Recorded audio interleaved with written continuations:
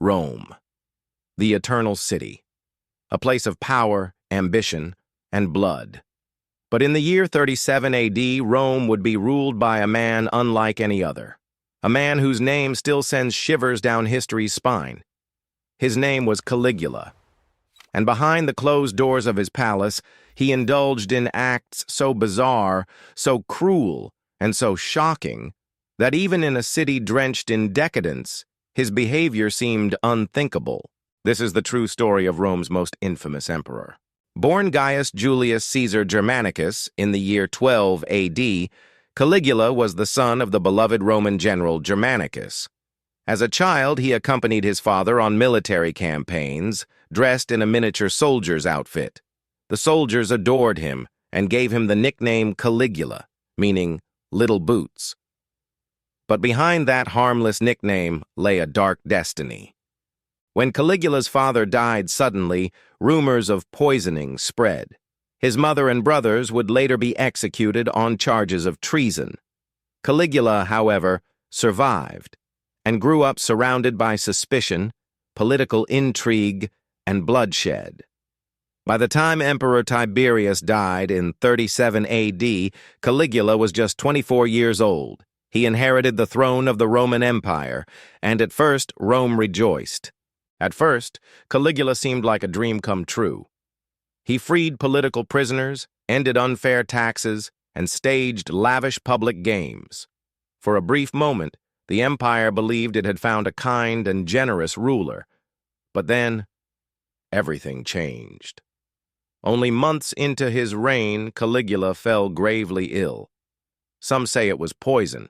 Others believed it was a divine curse. Whatever the truth, when he recovered, he was not the same man. The generous young emperor had vanished. In his place stood a tyrant, paranoid, sadistic, and unhinged. Caligula no longer saw himself as a man. He declared himself a living god. He dressed as Jupiter, Apollo, even Venus, parading in golden robes and demanding worship. Temples were dedicated to his divine image. Statues of gods were torn down and remade in his likeness. When foreign ambassadors came to meet him, Caligula would sit on a golden throne and force them to bow, not to an emperor, but to a god. For Rome, this was madness, but for Caligula, it was just the beginning. Caligula's cruelty was legendary. He is said to have forced parents to watch as their children were executed. He ordered executions for the smallest insults, sometimes during dinner, so he could enjoy the sight of death while he ate. In the arena, he unleashed wild beasts upon helpless victims, laughing as they were torn apart. One story claims that when there weren't enough criminals for the lions, Caligula simply ordered innocent spectators to be dragged from the crowd and thrown into the arena. For him, cruelty was entertainment. Caligula's private life was equally disturbing. He openly flaunted affairs with married women, sometimes forcing their husbands to watch. Rumors swirled of incestuous relationships with his sisters, especially his beloved Drusilla, whom he treated almost as a wife. Banquets in the imperial palace were said to dissolve into orgies of excess, fueled by wine, wealth, and unchecked power. But even this was not enough. Caligula demanded loyalty not just from men, but from their very possessions. He famously tried to appoint his favorite horse, Incitatus, as a consul of Rome. Was it a joke, a show of mockery, or the clearest sign yet of a mind lost to madness?